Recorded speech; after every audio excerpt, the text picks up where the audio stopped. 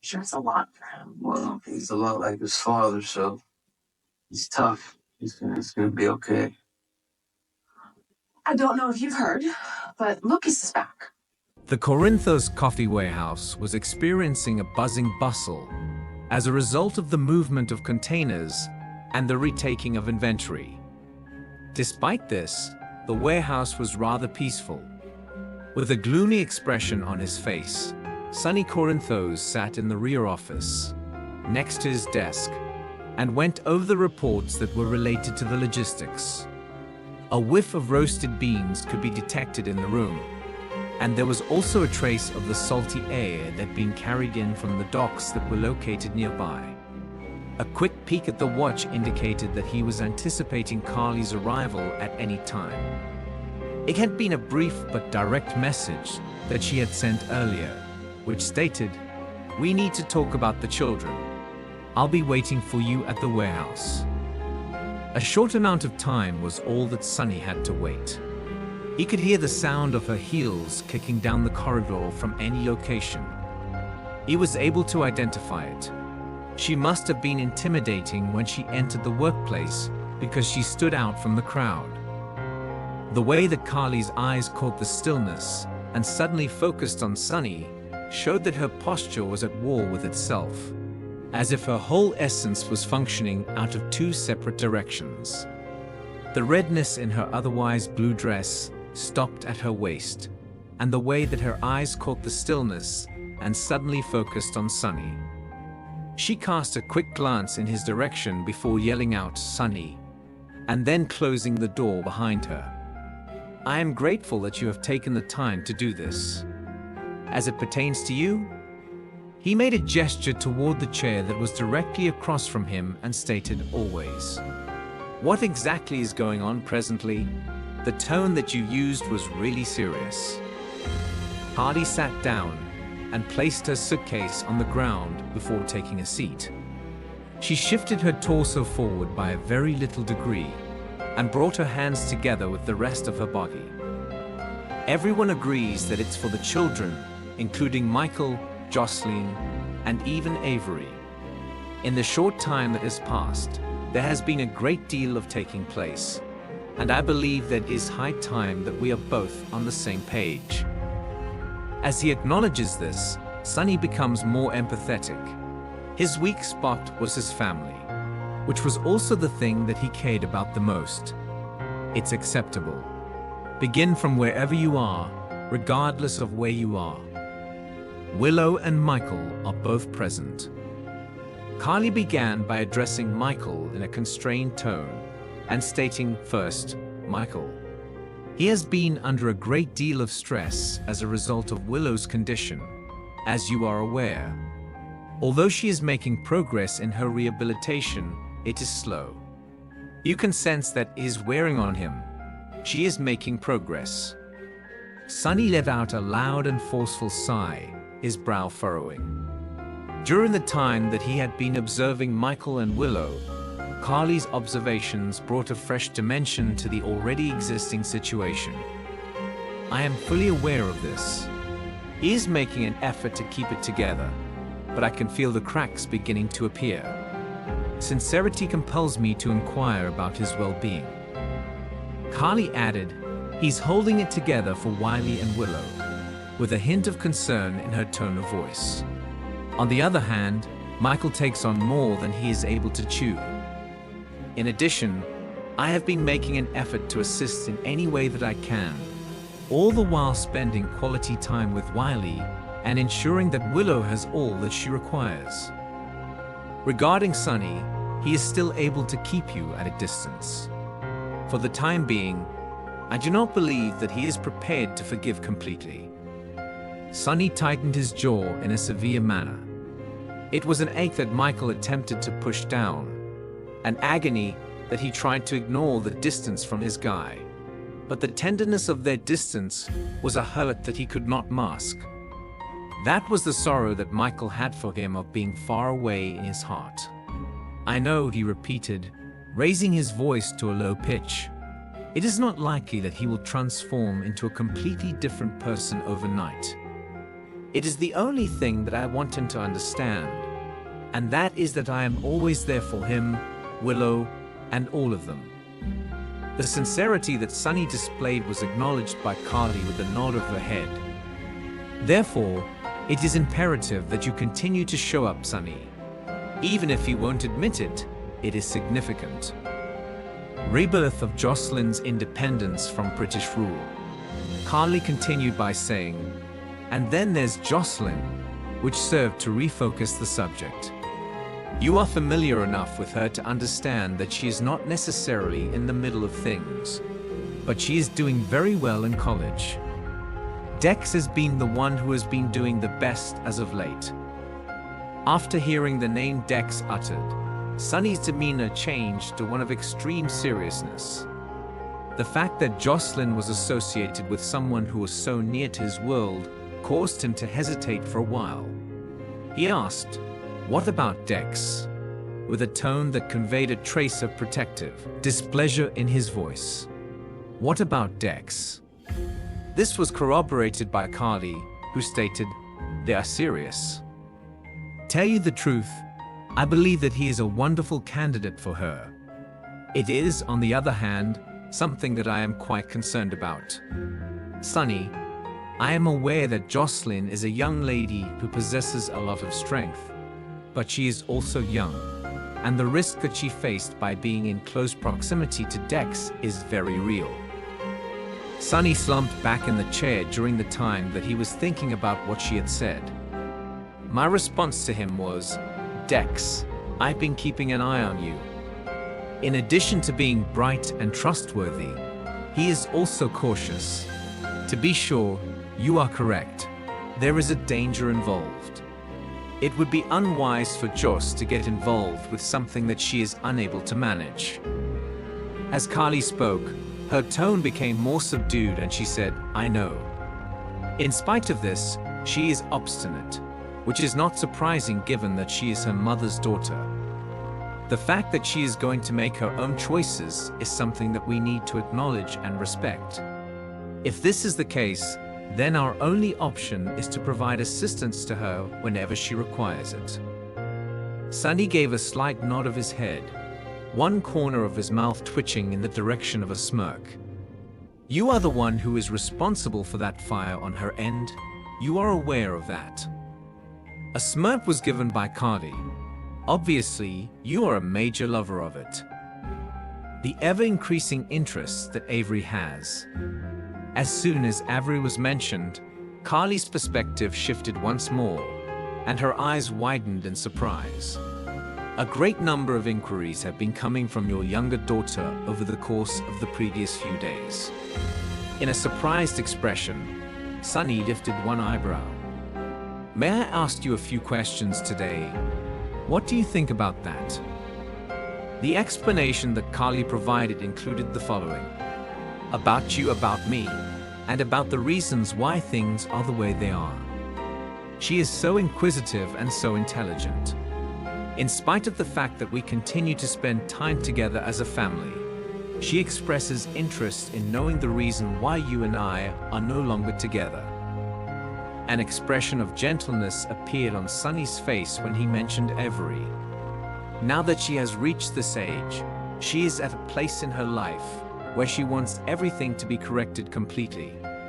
Exactly what did you say to her this time? "I told her the truth," Carly stated in a very straightforward form.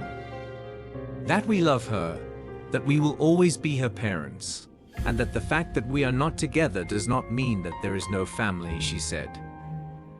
Her parents will always be her parents. And for a little instant, it broke through the tension, unveiling a glimmer of warmth in the form of Sunny's laughter. "Thank you very much for your assistance. A number of my attempts to explain this concept to her were unsuccessful. Concerning her, I believe that it is necessary for us to make certain that she is aware that we have come together as a group, and that we are still in the same boat together. Advancing progress in steps." In the end, they shifted their conversation to focus on other members of the family, such as Christina's increasing duties at the foundation, Donna's achievements, and even Spencer's efforts to be a more good role model for his younger siblings. Despite all that was going on, Sonny and Carly did discover that they were falling into a pattern that they were already familiar with. In spite of the fact that their relationship had been fraught with differences of opinion, they had always been able to reconcile when it mattered the most, for the sake of their children and their family. At precisely the moment when the conversation was coming to a close, Carly jumped up and grabbed her suitcase. "It's a relief to know that you heard, Sonny. I'm capable of being persistent, as you are aware." Laughing, Sonny stood up and led her in the direction of the establishment's entrance. "Could you not give up? For the sake of argument, let's phrase it that way. On the other hand, if it were of any other nature, I would not accept it."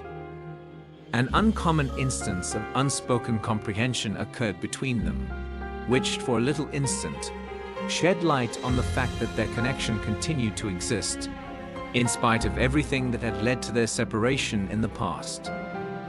Carly experienced a very pleasant sense of relief as she stepped outside into the crisp night air. Despite the fact that the family was flawed and dysfunctional, they were connected in all of the most significant different ways. At this point, that was sufficient. The conversation was one that Sonny reflected about as he watched her leave.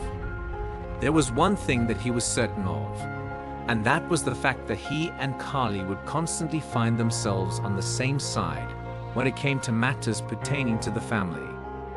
Moreover, this was the case regardless of the difficulties that were still to come. I mean, it would be awful if he cheated. Now I'm starting to rethink everything.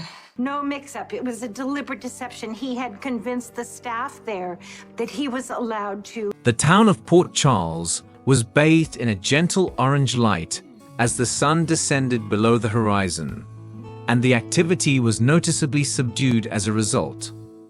The ocean was being experienced by Trina Robinson from a bench that was located close to the water's edge. At that moment, she was gazing at the waves that were crashing against the piers.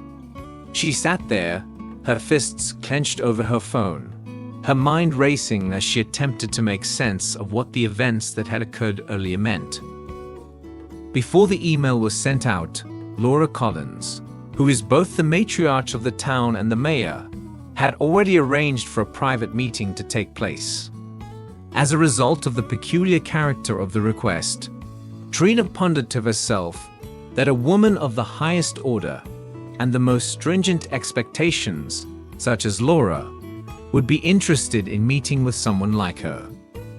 As soon as Trina walked into Laura's office, which was located in the building that houses the mayor's office, she paused for a moment to collect her thoughts and get ready for whatever conversation was about to take place. "Come in," Laura's voice, which was friendly and inviting, beckoned to her during the soft mocking she made.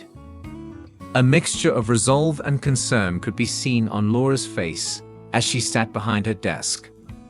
Despite the fact that the room was filled with framed photos and awards that highlighted the decades of service that the individual had provided to Port Charles, the atmosphere was not pleasant whatsoever. Trina rose up and extended her hand to each of them, and she was greeted with smiles of warmth in return. "Trina, I want to say hello and thank you for being here," Laura remarked as she motioned for her to take a seat. Trina said, "Absolutely, Mrs. Collins," as her interest in the subject matter continued to rapidly increase. On the phone, you gave off an air of seriousness. Does nothing present a difficulty at all? At first, Laura's gaze wandered to the window, and then it returned to Trina. "Trina, I have been keeping a close eye on you for quite some time. One of the most intelligent and kind young women I have ever had the pleasure of meeting is you. You possess a specific kind of power that brings to mind both your mother and your father. What is it about you?" While they were talking about Trina's late father, Marcus Taggart, Trina experienced a slight flutter in her chest, but she continued to nod her head anyway, since she valued the gesture. Laura proceeded by saying, "Despite everything that you've been through, you have remained true to who you are all along. Especially in this culture, what you are describing is not something that just happens to everyone." Trina rubbed the weight of the seat in a fidget, bewildered as to the direction in which this was going. "I want to express my appreciation to you. That you are not in agreement is a statement in and of itself. What is the reason for your desire for me to come here?" The tone of Laura's voice became more solemn as she leaned forward even further. "I implore you, Trina, to help me. I require it. You are need to assist the town. Regarding the future, a request for prayer." Laura mentioned that she had been working on a new community project that would not only help to preserve the history and legacy of Port Charles, but would also facilitate the development of a more favorable future for the people who live there. The endeavor, on the other hand, had been met with a number of obstacles, both financial and political in nature. Having come to the conclusion that the younger generation ought to have a significant amount of influence over the future of the community, Laura regarded Trina as an obvious candidate for the role of project leader. "I am aware that you are juggling a great deal of different things, including academia, your art, and your family, but I want you to know that you have a viewpoint that is truly one of a kind," Laura continued. "You have a keen awareness of the significance of history and the art of narrative. You have a huge amount of concern for the people that live in this area. Therefore, I am requesting that you take part in this activity because of this." Trina was taken aback by the news. Despite the fact that Laura had always appreciated the communal commitment, she never entertained the idea that she would ever be required to take the initiative. "Please forgive me, but what exactly do you mean by that?" Trina inquired as she hesitated.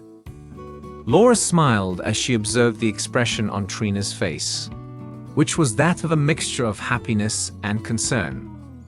"My expectation is that you will become the voice of the young people of Port Charles, assist them in meeting with them, and also learn what it is that they require and what it is that they are attempting to achieve.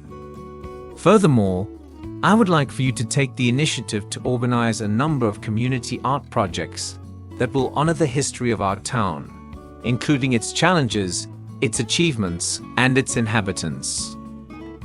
An option that should be considered closely." Thoughts were flying through Trina's head.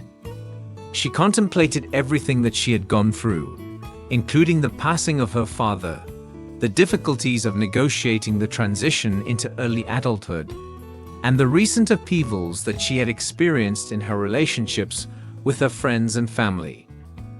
In addition, she focused on the fact that up until that point, her passion for painting had always been her way of processing the reality that was occurring in her immediate environment. In response to the question, Trina stated, "Of course, this is a lot of work, but that does sound amazing. But what if I end up making a fault? What happens if I'm not supposed to be doing this?"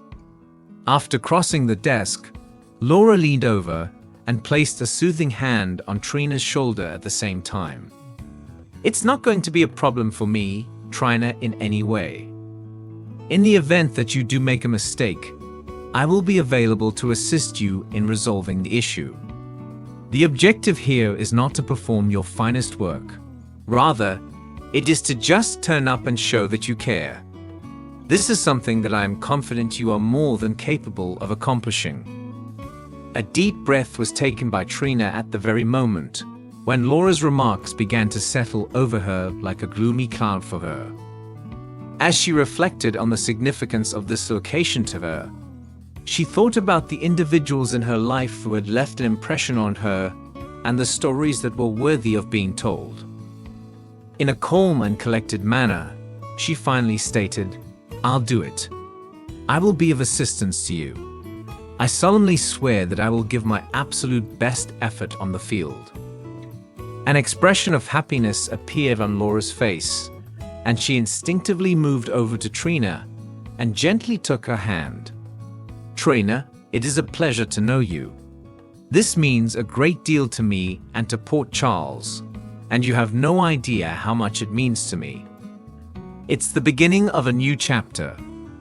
In addition, during the course of the subsequent several weeks, Trina devoted herself to the project with a level of concentrated energy that she had not experienced in a considerable amount of time as a general rule. During the process of developing a series of murals that were going to be painted all over the town, she collaborated closely with Laura and a group of important people of the community. Each mural would be a memorial to a significant event that occurred in the history of the town. Trina held workshops for the children of the neighborhood throughout the course of the subsequent 5 years, during which she encouraged them to relate their own stories and subsequently paint them. In addition, the response was incredible, and the multitude of young people who showed up for the event was absolutely extraordinary. When Laura walked by Trina one afternoon, she was beaming with pride as she saw her standing in front of the painting that was almost finished, representing the town's rehabilitation from the devastating earthquake. With a point of reference to the mural, Laura exclaimed, "This is absolutely incredible. The manner in which you have brought my concept to life is something that I could not have conceived of previously." At the same time, as she was removing paint off her cheek, Trina flashed a proud smile. "You are the one who saved my life. Without you, I would not have been able to make it through this. Furthermore, to tell you the truth, it has been one of the most satisfying endeavors I have ever undertaken. In other words, a promise that is kept." As Trina and Laura stood together by the coastline, the project continued to expand, and it was getting closer and closer to being finished. They were gazing out the window at the murals that were now appearing on the streets of Port Charles. There was a narrative behind each one of them, a story about perseverance, community, and hope. "I knew at that very moment that you had made a huge difference for Trina," Laura said with a voice that was trembling with passion. In a humble manner, Trina shook her head. "On our own, we were the ones who brought about the change, taken as a whole." When Laura took Trina's hand and placed it on her shoulder, the pride that she felt for Trina was evident in the way that her eyes illuminated. "Trina, please know that we are only getting started with what lies ahead for you. Something tells me that this particular community, and heck, the entire down globe, will only continue to be a better place because of people like you who are a part of it." Trina smiled as a wave of contentment and tranquility rushed over her, a sensation that she hadn't had in a very long time. She was well aware that the path that lay ahead of her would not be simple, but she was prepared to triumph over any challenges that she might encounter along the way. And while she took a moment to soak in the views that she cherished so much in her surroundings, Trina reaffirmed not just the promise she had made to Laura, but also to herself, that she would always fight for the people and stories that made the most difference.